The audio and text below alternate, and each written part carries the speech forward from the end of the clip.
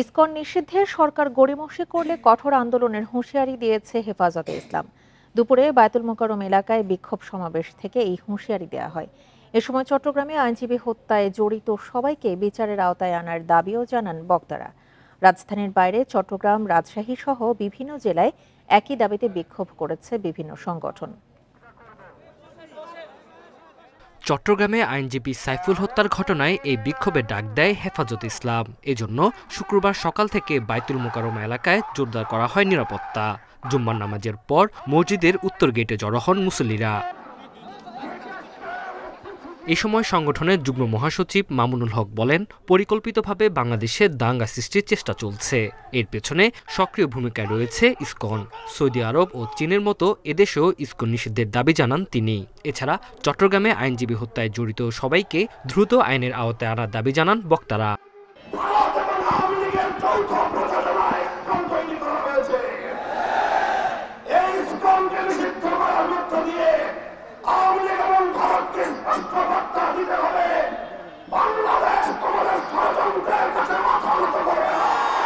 রাজধানীর মতো চট্টগ্রামেও বিক্ষোভ করে হেফাজত ইসলাম। সেখানে সংগঠনের কেন্দ্রীয় নেতারা অংশ নেন। তাদের কর্মসূচিতে যোগ দেয় সাধারণ মুসল্লিরাও।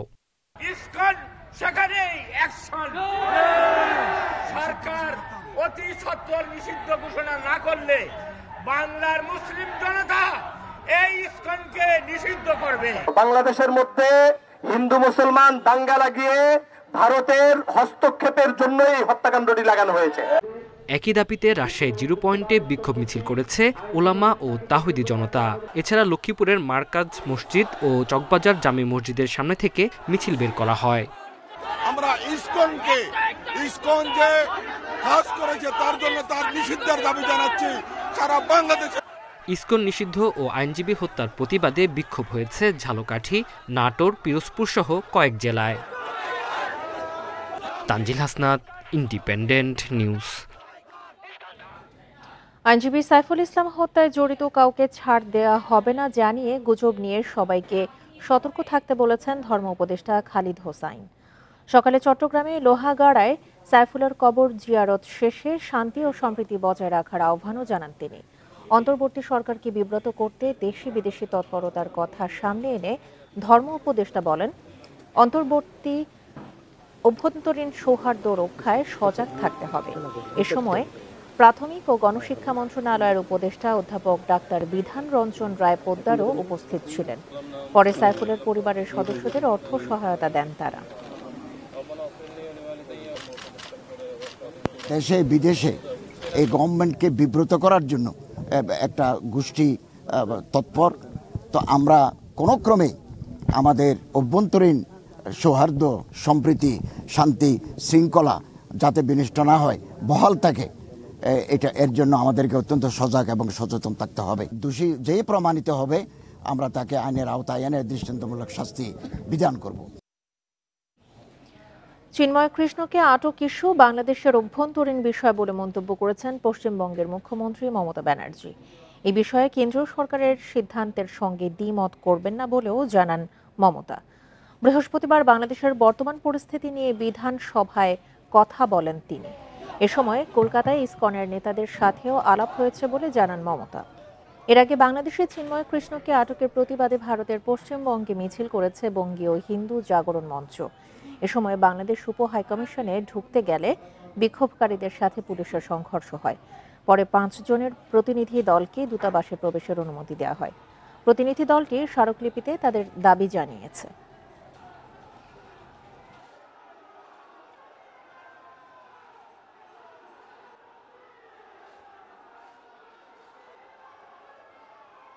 বাংলাদেশ আলাদা দেশ, এটা ইন্ডিয়া গভর্নমেন্ট বাংলাদেশ গভর্নমেন্টের সাথে কথা বলতে পারে, বলে অ্যাকশন নিতে পারেন। আমরা এটুকু বলতে পারি যে আমরা এক্সটার্নাল অ্যাফেয়ার্স পলিসির ব্যাপারে তৃণমূল কংগ্রেসের স্ট্যান্ড হচ্ছে যে যখনই গভর্নমেন্টে থাকুক না কেন আমরা গভর্নমেন্টের স্ট্যান্ডটাকে সাপোর্ট করি। শেরপুরে মুর্শিদপুর পীরের অনুসারীদের দরবার দখলের চেষ্টাকে কেন্দ্র করে এলাকায় উত্তেজনা বিরাজ করছে। পরিস্থিতি নিয়ন্ত্রণে পুলিশের পাশাপাশি সেনাবাহিনী, বিজিবি, র্যাব ও আনসার সদস্যরা দরবার এলাকা ঘিরে রেখেছে। এর আগে মঙ্গলবার মুর্শিদপুর পীরের দরবারে হামলা ও অগ্নিসংযোগের ঘটনা ঘটে। এর সময় আহত একজন পরদিন চিকিৎসাধীন অবস্থায় মারা যায়। এর প্রতিবাদে বুধবার দরবারে আবার হামলা, ভাঙচুর, অগ্নিসংযোগ ও লুটপাটের ঘটনা ঘটে। এ সময় দরবারের খাদেম ও অনুসারীরা পালিয়ে যাওয়ায় কোনো হতাহতের ঘটনা ঘটেনি। আজ সকালে পীরের অনুসারীরা দরবার দখলে এলে ফের এলাকা উত্তেজনার সৃষ্টি হয়।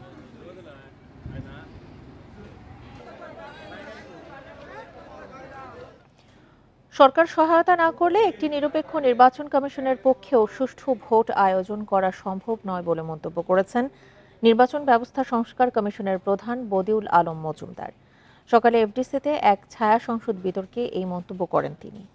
সরকার ইসির পর নির্বাচনে গুরুত্বপূর্ণ অংশীজন উল্লেখ করে বদিউল আলম মজুমদার বলেন, গত ৩ নির্বাচনে যারা নির্বাচনী অপরাধ করেছেন তাদের শাস্তির আওতায় আনা উচিত। সবচেয়ে বড় অপরাধ করেছে নির্বাচন কমিশন। নির্বাচনে গণমাধ্যমের ভূমিকা গুরুত্বপূর্ণ দাবি করে সংস্কার কমিশনের প্রধান বলেন, কাউকে কাউকে বাধ্য করা হয়েছিল সত্য না বলতে। ৩১ ডিসেম্বরের মধ্যেই নির্বাচন ব্যবস্থা সংস্কারের রিপোর্ট দেয়া হবে বলেও জানান তিনি। ডিবেট ফর ডেমোক্রেসির আয়োজনে সুষ্ঠু নির্বাচনের জন্য নির্বাচন কমিশনের চেয়ে প্রার্থী সহ জনগণের ভূমিকাই বেশি শিরোনামে ছায়া সংসদে কবি নজরুল সরকারি কলেজের বিতার্কিকদের পরাজিত করে তেজগাঁও কলেজের বিতার্কিকরা বিজয়ী হয়। সরকারি কর্মকর্তা কিংবা আইনশৃঙ্খলা রক্ষাকারী বাহিনীর সদস্য, তো যারা যদি সদাচরণ না করে, তারা যদি সঠিকভাবে দায়িত্ব পালন না করে, তারা যদি নির্বাচনকে বিভিন্নভাবে প্রভাবিত করার চেষ্টা করে, তাহলে সবচেয়ে সুষ্ঠু, সবচেয়ে কার্যকর নির্বাচন কমিশনের পক্ষেও, সবচেয়ে শক্তিশালী নির্বাচন কমিশনের পক্ষেও, সবচেয়ে নিরপেক্ষ নির্বাচন কমিশনের পক্ষেও সুষ্ঠু নির্বাচন করা সম্ভব নয়। জনগণকে আস্থাশীল করবার জন্য, রাজনৈতিক দলকে আস্থাশীল করবার জন্য অন্তর্বর্তীকালীন সরকার যত দ্রুত সম্ভব এই যে স্থানীয় সরকার নির্বাচন, জাতীয় নির্বাচন, ভোটার তালিকা হালনাগাদ করা, ভোটের ট্রেনের যাত্রা শুরু হয়ে গেছে, এই সব কিছু মিলিয়েই কিন্তু নির্বাচনের রোড ম্যাপ আমরা অতি দ্রুতই আমরা প্রত্যাশা করতে চাই। দেশের সব আদালত ও ট্রাইব্যুনালে নিরাপত্তা জোরদার করার নির্দেশ দিয়েছে সুপ্রিম কোর্ট। বৃহস্পতিবার এই বিষয়ে সুপ্রিম কোর্ট প্রশাসন শাখার registrar general doctor Aziz Ahmad ভূঁইয়ার সই করা স্মারক জারি করা হয়েছে। স্মারকে বলা হয়েছে, সম্প্রতি সুপ্রিম কোর্ট প্রাঙ্গণে নজিরবিহীন ও অনভিপ্রেত ঘটনা ঘটেছে। একই সাথে জেলা আদালতেও অনাকাঙ্ক্ষিত পরিস্থিতির সৃষ্টি হয়েছে। এসব বিষয়ে প্রধান বিচারপতি গভীরভাবে উদ্বিগ্ন। আইনের শাসন ও ন্যায় বিচার নিশ্চিত করা এবং আদালতের ভাবমূর্তি বজায় রাখতে আদালত সংশ্লিষ্ট সবার সার্বিক নিরাপত্তা নিশ্চিত করা দরকার। এই বিষয়ে অবিলম্বে প্রয়োজনীয় পদক্ষেপ নেওয়ার জন্য সংশ্লিষ্ট সব কর্তৃপক্ষকে নির্দেশ দিয়েছেন প্রধান বিচারপতি।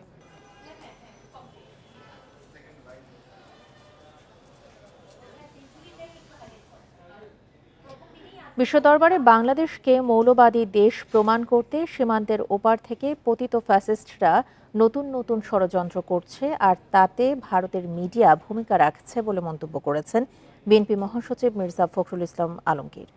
সন্ধ্যায় রাজধানীর কৃষিবিদ ইনস্টিটিউশনে ঢাকাস্থ ঠাকুরগাঁও ছাত্র পরিষদের কনভেনশনে তিনি এসব কথা বলেন।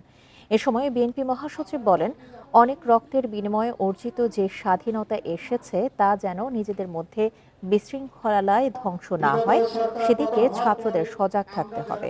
বিশ্ব দরবারে বাংলাদেশকে মৌলবাদী প্রমাণ করতে সীমান্তের ওপার থেকে পতিত ফ্যাসিস্টদের লোকজন নতুন নতুন ষড়যন্ত্র করছে, আর তাতে ভূমিকা রাখছে ভারতীয় মিডিয়া।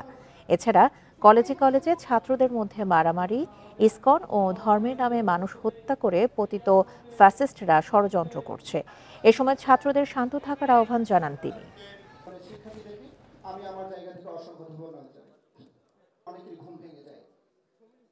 সীমান্তের ওই পারে ফ্যাসিস্ট বসে আছে, তাই না? সীমান্তের ওপারে বসে আছে, ওখান থেকে নতুন নতুন চক্রান্ত ষড়যন্ত্র করা হচ্ছে। প্রতি মুহূর্তে তারা এক একটা ঘটনা ঘটিয়ে সেটাকে ফেনাপ করে পৃথিবীতে বিশ্বে দেখাতে চায় যে বাংলাদেশ নাকি মৌলবাদীদের দেশ হয়ে গেছে। সরকারি হাসপাতালের অনেক কর্মচারীর আঙুলে আঙুলে চিকিৎসক। একজন কর্মচারী বায়োমেট্রিক হাজিরা দেন কয়েকজন চিকিৎসকের। হাসপাতালে দেরিতে যাওয়া চিকিৎসকেরাই এই জালিয়াতিতে জড়িত। এসব বন্ধে সব সরকারি হাসপাতালে ফেস ডিটেকশন পদ্ধতি চালু করছে স্বাস্থ্য বিভাগ। ফরিদপুরের সদরপুর উপজেলা স্বাস্থ্য কমপ্লেক্স। এই হাসপাতালের স্বাস্থ্য সহকারী আরিফুল ইসলাম বায়োমেট্রিক মেশিনে আঙুলের ছাপ দিতে বললে রাজি হন, ব্যবহার করলেন ডান হাতের তর্জনী। এবার অন্য আঙুলের ছাপ দিতে বলা হলে রাজি হলেন না। আপনি একটু অন্য ফিঙ্গারগুলো স্যারের অনুমতি নিয়ে আমি স্যারের অনুমতি নিচ্ছি। এরপর আশ্রয় নিলেন উপজেলা স্বাস্থ্য কর্মকর্তা ডাক্তার উমর ফয়সালের কক্ষে। আরিফুল একা 3 জনের আঙুলের ছাপ দেন এমন তথ্য ডাক্তার ফয়সালকে জানালে সত্যতা যাচাই না করেই কর্মচারীর পক্ষ নিলেন তিনি। আপনি একটু ফিঙ্গারটা দেন। বাবা আপনার সামনে কেন সে ফিঙ্গার দিবে? আপনি আমাকে কেন দিবেন না? একটা অভিযোগ উঠেছে, কেন দিবেন না? বাবা শুনেন, আপনার ফিঙ্গারটা আবার দেন। আবারও আরিফুলকে তার বাকি আঙুলের ছাপ দিতে বললে ঘুরতে থাকেন পুরো হাসপাতাল। 2টা ফিঙ্গার দিয়েছেন তো, বাকি ফিঙ্গারগুলো দেন। ভাই কয়জনের ফিঙ্গার আপনি একা দিতেন? কতক্ষণ ঘুরবেন এভাবে?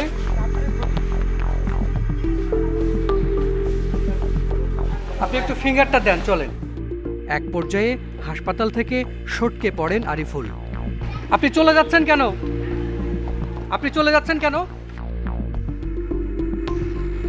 ডাক্তার উমর ফয়সাল ও তার স্ত্রী ডাক্তার রেজিনা সুলতানার হয়ে প্রতিদিন সকাল 9টার মধ্যেই ফিঙ্গার দেন আরিফুল। এই 2 চিকিৎসকের নামে তার 2টি আঙুল বায়োমেট্রিক মেশিনে রেজিস্ট্রেশন করা। আপনি হাসপাতালে এসেছেন কখন আজকে? আমি তো রোগী, আমি তো ছিলাম। আপনি আমার সাথে কথা বলেন, মানে আপনি এভাবে আমার ইয়া করতে পারেন না। 5টা মিনিট কোন না এরকম করেন। আপনি চলেন।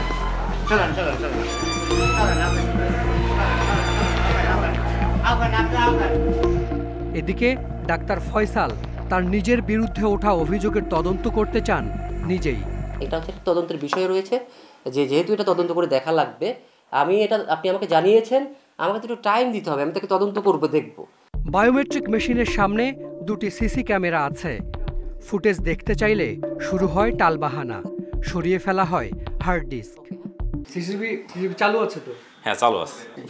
ফুটেজ দেখতে হলে আপনার লাগবে, আপনার ওই রাউটার লাগবে, সেটা তো নাই আমার এখন। আমরা সিসিটিভি ফুটেজটা কি আজকে পেতে পারি? না, আজকে আমি আপনাকে প্রোভাইড করব না। পরের দিন ফুটেজ চাইলে খবর প্রচার না করার প্রস্তাব দেন ডাক্তার ফয়সাল। আপনি ফুটেজ সরিয়েছেন, এটা ইম্পর্টেন্ট না। আমি আপনাকে বলি শুনেন, আপনি এখন এসব বলে তো লাভ নাই। আমি বলি শুনেন, আপনার কি করতে হবে সেটা বলেন, সেটা আমি করে দিব, অসুবিধা, ঠিক আছে? স্বাস্থ্য অধিদপ্তরের সার্ভারে দেখা যায় ডাক্তার ফয়সাল, রেজিনা সুলতানা ও আরিফুলের হাজিরার মধ্যে ব্যবধান মাত্র কয়েক সেকেন্ড। অক্টোবরের 21 দিনের মধ্যে 17 দিনই 10 সেকেন্ডের মধ্যে ফিঙ্গার দিয়েছেন এই 3 জন। কিন্তু তা কিভাবে সম্ভব? 2023 সালের 25 জুন বায়োমেট্রিক হাজিরায় সকাল 10টায় হাসপাতালে উপস্থিত জয়পুরহাটের 5বিবি উপজেলা স্বাস্থ্য কর্মকর্তা ডাক্তার সোলাইমান হোসেন মেহেদি। অথচ একই দিনে একই সময়ে জয়পুরহাট থেকে 265 কিলোমিটার দূরে ঢাকার আদালতে প্রশ্ন ফাঁসের মামলার হাজিরায় উপস্থিত ডাক্তার মেহেদি। আদালতের বাইরে দেখা হয় তার সঙ্গে। এই আপনি সোলাইমান হোসেন মেহেদি না? এই পালাচ্ছেন কেন? 2014 সাল থেকে সরকারি হাসপাতালে বসানো হয় ফিঙ্গারপ্রিন্ট মেশিন। এতে একজনের আঙুলের ছাপ দিয়ে অন্য জনেরও নিবন্ধন করা যায়। জালিয়াতি বন্ধে ফেস ডিটেকশন হাজিরা চালু হচ্ছে। মানুষের যেরকম ভালো বুদ্ধিও বাড়ে, সাথে সাথে কিছু দুষ্ট বুদ্ধিও যে বেড়ে যাচ্ছে না এমনটা বলা যাবে না। তার সাথে সাথে সিস্টেমটা আপগ্রেড করার জন্য আমরা সচেষ্ট আছি। বর্তমানে 400টি সরকারি হাসপাতালে আঙুলের ছাপে বায়োমেট্রিক হাজিরা দেয়া হয়। Hasan Misbah, independent news, Dhaka. আন্তর্জাতিক ফিলিস্তিন সংহতি দিবস উপলক্ষে ঢাকায় র্যালি করেছে বৈষম্য বিরোধী ছাত্র আন্দোলন। মার্চ ফর প্যালেস্টাইন শিরোনামের এই কর্মসূচিতে ইসরায়েলি আগ্রাসন বন্ধের দাবি জানানো হয়েছে। বিকেলে ঢাকা বিশ্ববিদ্যালয়ের রাজু ভাস্কর্য থেকে র্যালিটি বের করা হয়। স্লোগানে মুখরিত হয়ে ওঠে বিশ্ববিদ্যালয় এলাকা।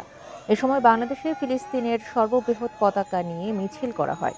মিছিলটি ভিসি চত্বর ঘুরে শহীদ মিনার হয়ে টিএসসিতে এসে শেষ হয়।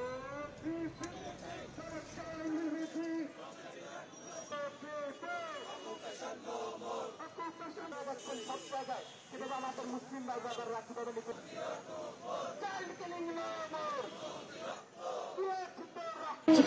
আজকে ফিলিস্তিন সংহতি দিবস 29শে নভেম্বর। আমরা ফিলিস্তিনের যোদ্ধা এবং ফিলিস্তিনের গণমানুষের সাথে সংহতি জানিয়ে আজকে দাঁড়িয়েছি। যেন ফিলিস্তিনের উপর যে নির্যাতন চলতেছে, যে গণহত্যা চলতেছে, এই গণহত্যাটা যেন বন্ধ হয়। আওয়ামী লীগ আমলেও প্রথম আলো, ডেইলি স্টার হামলার শিকার হয়েছে। স্বৈরাচারের পতন হলেও এই দুই গণমাধ্যমে আক্রমণ থামেনি। রাজধানীর কারওয়ান বাজারে এক মানববন্ধনে এসব কথা বলেন বক্তারা। তাদের দাবি, যারা গণতন্ত্র চায় না তারাই গণমাধ্যম বিরোধী। শুক্রবার বিকেলে প্রথম আলো কার্যালয়ের সামনে এই মানববন্ধনের আয়োজন করে সুস্থ নাগরিক সমাজ নামে একটি সংগঠন। বক্তারা আরও বলেন, সচেতন মানুষ পত্রিকা দুটির পাশে না দাঁড়ালে অন্য গণমাধ্যমও আক্রান্ত হবে। মব জাস্টিসের পেছনে ইন্ধনকে অমানবিক কাজ বলে মন্তব্য করেন তারা। এছাড়া আন্দোলনের নামে এমন কর্মকাণ্ডে যারা যোগ দিচ্ছেন তাদের ভেবে চিন্তে পদক্ষেপ নেওয়ার আহ্বান জানানো হয়েছে।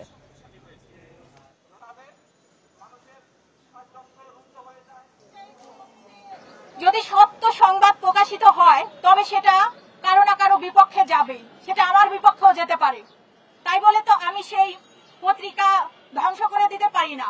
5ই আগস্ট যখন ঘটে আমরা তো ভেবেছি, আমরা বিশ্বাস করেছি যে আমাদের মত প্রকাশের স্বাধীনতাটা নিশ্চিত হয়েছে, কিন্তু আমরা দেখলাম মত ততটুকু প্রকাশ করা যাবে যতটুকু আপনার পক্ষে থাকবে।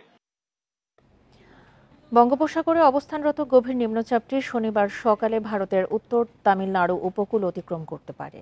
এর প্রভাবে রোববার পর্যন্ত চট্টগ্রাম ও খুলনা বিভাগ সহ দেশের কিছু এলাকায় হালকা বৃষ্টি হতে পারে, তবে ভারী বৃষ্টির শঙ্কা নেই। এরপর সারা দেশে বাড়তে পারে শীতের তীব্রতা। ডিসেম্বরে হতে পারে একাধিক শৈত্যপ্রবাহ। আবহাওয়া অধিদপ্তরের তথ্যানুসারে ভোর 6টায় গভীর নিম্নচাপটি পায়রা বন্দর থেকে 1535 কিলোমিটার দক্ষিণে অবস্থান করছিল। এর কেন্দ্রে সাগর উত্তাল রয়েছে। দেশের সব সমুদ্র বন্দরে 1 নম্বর সতর্ক সংকেত জারি রয়েছে। ভোর 6টা পর্যন্ত গত 24 ঘন্টায় দেশের সর্বনিম্ন তাপমাত্রা রেকর্ড করা হয় তেঁতুলিয়ায় 11.3 ডিগ্রি সেলসিয়াস। 2 দিন ধরে যে তাপমাত্রা যে একটা কমার ছিল সেটা এটা থমকে গেছে। তাপমাত্রাটা 2 দিন কমবে না ওইভাবে, রাতের তাপমাত্রাটা কিছুটা বাড়বে, অর্থাৎ দিনের তাপমাত্রাটা কিছু কমতে পারে। তবে যখন এই গভীর নিম্নচাপটা পুরোপুরি উপকূল অতিক্রম করে যাবে, যাওয়ার পরে কিন্তু আপনার তাপমাত্রাটা কমবে এবং সারা দেশে তাপমাত্রাটা কমবে এবং শীতের প্রকোপটা সে সময় বাড়বে। উত্তরের জেলা পঞ্চগড়ে জেঁকে বসতে শুরু করেছে শীত। দুপুর ও বিকেলে তীব্রতা কম থাকলেও সকাল সন্ধ্যায় তীব্র হয় শীতের প্রকোপ। আবহাওয়া অফিস জানিয়েছে, সকাল 9টা পর্যন্ত পঞ্চগড়ের সর্বনিম্ন তাপমাত্রা 11.3 ডিগ্রি সেলসিয়াস রেকর্ড করা হয়েছে, যা এই মৌসুমের সর্বনিম্ন তাপমাত্রা। এছাড়া চুয়াডাঙ্গায় 16 ডিগ্রি সেলসিয়াস তাপমাত্রা রেকর্ড করা হয়েছে। গত 4 দিন ধরে সেখানে তাপমাত্রার পারদ 14 থেকে 16 ডিগ্রির মধ্যে ওঠানামা করছে বলে জানিয়েছে আবহাওয়াবিদরা। এদিকে শীতের তীব্রতা বাড়ার সাথে সাথে ভোগান্তিতে পড়েছেন শ্রমজীবী ও কৃষকরা। রাত থেকে সকাল পর্যন্ত ঘন কুয়াশা ও শীতের তীব্রতায় কাজ ব্যাহত হচ্ছে বলে জানিয়েছেন তারা। শীতের সাথে বেড়েছে ঠান্ডাজনিত রোগের প্রকোপও।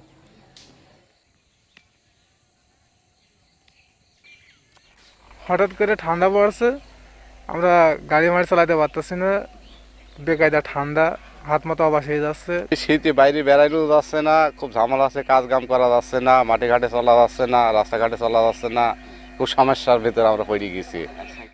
রাজধানীর বাজারে সয়াবিন তেলের সরবরাহ আবারও কমেছে। চাহিদা অনুযায়ী পাওয়া যাচ্ছে না বোতলজাত সয়াবিন, তবে শুল্ক কমায় দাম কিছুটা কম বলছেন বিক্রেতারা। এদিকে কেজিতে 5 টাকা পর্যন্ত বেড়েছে আলুর দাম। সয়াবিন তেলের সংকট কাটাতে সপ্তাহ 2 আগে আমদানিতে শুল্ক 10% থেকে 5% করা হয়, তবে শুল্ক ছাড়ের এমন উদ্যোগেও সুফল পাচ্ছেন না ভোক্তারা। বাজারে দেখা দিয়েছে সরবরাহ সংকট। খোলা সয়াবিনের লিটার বিক্রি হচ্ছে 165 থেকে 168 টাকায়, আর 1 লিটার সয়াবিনের বোতল বিক্রি হচ্ছে 167 টাকায়। তবে বেশিরভাগ দোকানে পাওয়া যাচ্ছে না 1 ও 2 লিটারের বোতল। এর জন্য খুচরা বিক্রেতারা দুষছেন ডিলার ও কোম্পানিকে। তারা আমাদের যে কোনো সব তেলের সংকট দেখাচ্ছে। হাফ লিটার হইতে 1 লিটার তেল দিচ্ছে না, হাফ লিটার তেল দিচ্ছে না, 5 লিটার দিচ্ছে না, 2 লিটার তেল দিচ্ছে না, সবগুলো সীমিত। মানে আমার 2 লাখ 5 কার্টন দিচ্ছে, আমাকে 1 কার্টন। যারা তেলটা কিনে একই সমস্যা, এরা কি কারণে তেলটা দিচ্ছে না আমাদের। এদিকে আলুর দাম বেড়েছে কেজিতে 5 টাকা পর্যন্ত, বিক্রি হচ্ছে 75 থেকে 80 টাকায়। ভারত থেকে আমদানি করা নতুন আলু বিক্রি হচ্ছে 90 থেকে 100 টাকা কেজিতে। ব্যবসায়ীরা বলছেন, দেশে উৎপাদিত নতুন আলু বাজারে ওঠা শুরু করলেই কমে আসবে দাম। নতুন আলু বাংলাদেশটা এখনো উঠি নাই, ইন্ডিয়ানটা আইছে বাজারে 90 টাকা খুচরা বেচতেছি, আর দেশি পুরানটা 80 টাকা বেচতেছি। নতুন আলু 20-25 দিনের ভিতরে চলে আসবে দেশি আলুটা, এটা তো ইন্ডিয়ান আলু। আর আলু যখন ওঠে তখন একটু দাম বাড়তে থাকে, তারপর আস্তে আস্তে আলুর দাম কমে। সরকার কর কমাইলেই বাজারে তার প্রভাব পড়বে এটা আমি মনে করি না, তার কারণ বাজার এই কর যে কমাইলো সেটার মনিটরিং থাকতে হবে। প্রায় 3 মাস পর চালের দামে স্বস্তি ফিরতে শুরু করেছে। বাজারে প্রায় সব ধরনের চালের কেজিতে কমেছে 3 থেকে 4 টাকা। মোটা চালের কেজি বিক্রি হচ্ছে 50 থেকে 53 টাকায়, আর 3 টাকা কমে মিনিকেট চালের কেজি বিক্রি হচ্ছে 70 থেকে 72 টাকা। Amirul Islam, independent news, Dhaka. এ ছিল সংবাদ সন্ধ্যায়। আমন্ত্রণ ইন্ডিপেন্ডেন্ট সংবাদের পরের আয়োজনে।